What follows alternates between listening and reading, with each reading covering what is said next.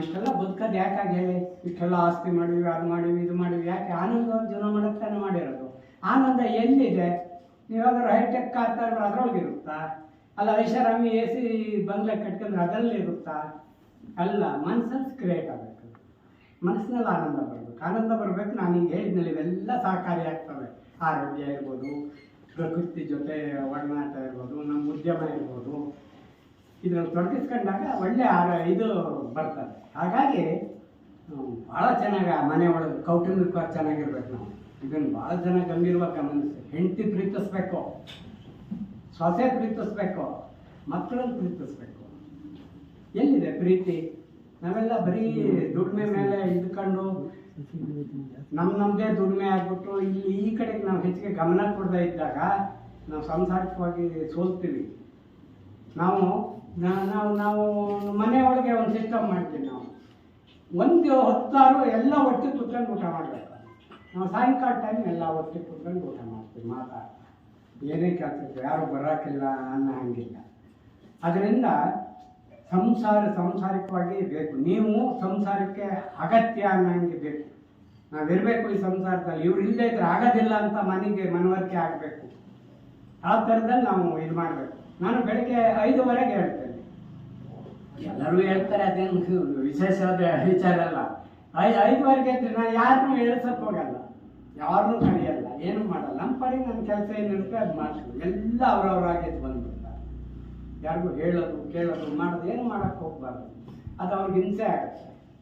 ಅದರಿಂದ ನಾವೇ ಸರಿಯಾದರೆ ಕೆಲಸ ಮಾಡಬೇಕಾದ್ರೆ ಮಾಡಿಬಿಡಿ. ಅದು ಒಳ್ಳೆ ಪತ್ತು ಕೊಟ್ಟೆ ಕೊಡುತ್ತೆ.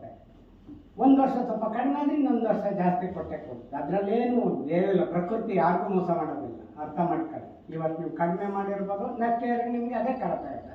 ಈಗ ಉದಾಹರಣೆ ಹೇಳ್ತೀನಿ ನಾನು. ಈಗ ನೀವೆಲ್ಲ ಒಳ್ಳೊಳ್ಳೆ ಯುವಕರಿದ್ದೀರಿ, ನೀವು 2 ಕೆಲಸ ಮಾಡ್ತೀರಿ ಅಂತ ಹೇಳ್ತಾರೆ. ಒಂದು ದಾರಿ ಏನೋ ಅಂಥ ಟೈಮ್ನಲ್ಲಿ 2 ಕೆಲಸನೂ ಮಾಡಿದ್ದೀರಿ, ಇಲ್ಲ ಅಂತಲ್ಲ, ಮಾಡ್ತೀರಲ್ವಾ? ಎಲ್ಲ ಟೈಮಲ್ಲೂ ಮಾಡೋಕ್ಕಾಗುತ್ತಾ? ಈಗ ನೀವು ಪ್ರಕಾಶ್ 2 ಕೆಲಸ ಮಾಡ್ತೀರಾ ಸರ್, ನೀವು ಅದಕ್ಕೆ ನಾವು ವಿಪರೀತ ಫೋರ್ಸ್ ಹಾಕಿದರೆ ಒಂದಷ್ಟು ಕೊಡುತ್ತೆ, ಇಲ್ಲ ಅಂತಲ್ಲ. ನೀವು ಹೆಚ್ಚಿಗೆ ಸಿಕ್ಕಾಬಿಟ್ಟೆ ಊಟ ಮಾಡಿ ಒಳ್ಳೆ 2 ಕೆಲಸನೂ ಮಾಡ್ಬೋದು. ಯಾವಾಗಲೂ ಮಾಡೋಕ್ಕಾಗುತ್ತಾ? ಮಾಡೋಕ್ಕಾಗಲ್ಲ. ಅದರಿಂದ ಭೂಮಿಗೆ ಫೋರ್ಸ್ ಹೆಚ್ಚಿಗೆ ಹಾಕಬೇಡಿ. ಅದೊಂದು ಕೊಟ್ಟೆ ಭೂಮಿಗೆ ಫೋರ್ಸ್ ಹಾಕಿ ನಾವು ಈಗಾಗಲೇ ಅನುಭವಿಸಿದ್ದೀವಿ. ಶುಂಠಿ ನಾಷ್ಟ ಆಗಿದ್ದು, ನಾನು ಪಾಠ ಕಲಿಯಬೇಕಾಗಿದೆ. ಮೆಣಸು ಅಷ್ಟೇ. ಈಗೆಲ್ಲ ನಮ್ಮ ಭಾರತದಲ್ಲಿ 50% ಮೆಣಸು ಹಾಳಾಗಿದೆ.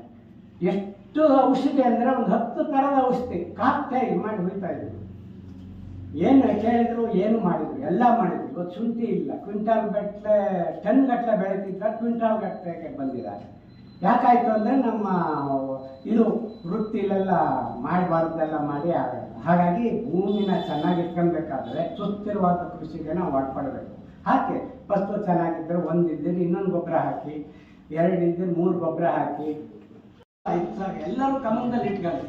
ನಿಮ್ಮ ಮಕ್ಕಳು ನೋಡಲ್ಲ, ನೋಡ್ತಾರೆ, ಇಲ್ಲ ಅಷ್ಟಲ್ಲ, ಒಂದು 4 ದಿವಸ ನೋಡ್ತಾರೆ. ಈಗ ನಿಮ್ಗೆ ಏನಾದ್ರು ಒಂದು ತಲೆನೋವು ಬಂದು ಅದನ್ನ ಹಂಚಕ್ಕಾಗುತ್ತೆ ಬೇರೆಯವ್ರಿಗೆ? ಯಾರಿಗೂ ಆಗಲ್ಲ. ಅದು ನಾವೇ ಅನುಭವಿಸ್ಬೋದು. ನಾವೇನೋ ಸಪೋರ್ಟ್ ಮಾಡ್ಬೋದು, ಮಾತ್ರ ತಂದು ಕೊಡ್ಬೋದು, ಇದು ಮಾಡ್ಬೋದು. ಬಟ್ ಅದನ್ನೆಲ್ಲ ಅನುಭವಿಸಿದ್ರೆ ನಾವು ಅದು ಅನುಭವಿಸ್ದಂಗೆ ಮಾಡಬೇಕಾದ್ರೆ ಅದೆಲ್ಲ ನಮ್ಮ ಕೈಲೇ ಇದೆ. ನಮ್ಮ ಕೈಲೇ ನಮ್ಮ ಆರೋಗ್ಯ ಇದೆ. ಇದನ್ನೆಲ್ಲ ನಮ್ಮ ಕೃಷಿ ಒಳಗೆ ಬರ್ತಕ್ಕಂಥ ಸಂಪನ್ಮೂಲಗಳನ್ನು ಬಳಸ್ಕೊಂಡು ಆರೋಗ್ಯವಾಗಿದ್ದರೆ ನೀವು ಗೆದ್ದಂಗೆ.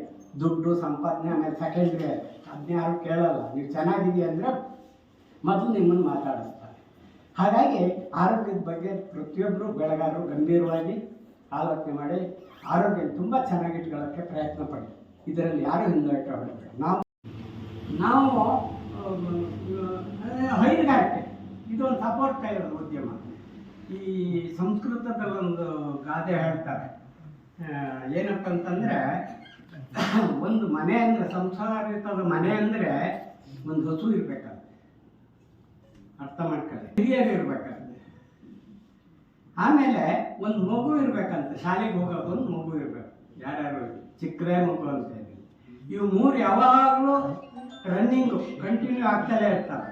ನಮ್ಮ ಮಕ್ಕಳನ್ನ ನಾವು ಒಂದು ಕುಟುಂಬದಲ್ಲಿ ಸಂಸ್ಕಾರ ಕಡ್ಡಾಯವಾಗಿ ಇಟ್ಕೊಳ್ಳೇಬೇಕು. ಇಲ್ಲದೆ ಹೋದರೆ ಅದು ಸಂಸ್ಕಾರಯುತ ಕುಟುಂಬ ಆಗಲ್ಲ ಅಂತ ಒಂದು ಸಂಸ್ಕೃತದಲ್ಲಿ ಒಂದು ಗಾದೆ ಬರುತ್ತೆ.